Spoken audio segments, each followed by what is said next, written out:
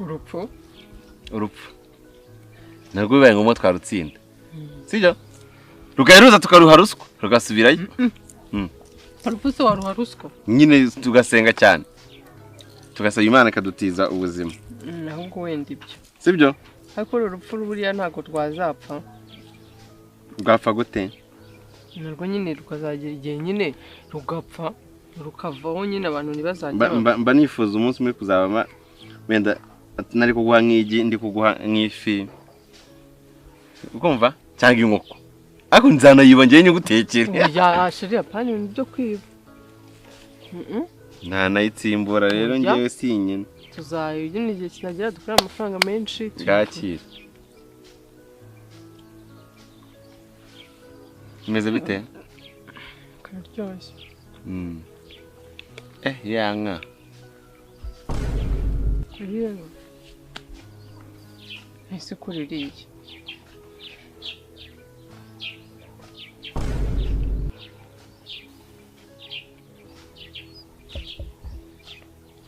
tuhubwo ari ukuvuga njye nawe turi babiri nako turi umwe njye nabanaga wapaye igifu wari no kuyarya yose handera yanjye wambwe ngo rikuma ke numva naguze amagi abiri iyawe ni ijyanye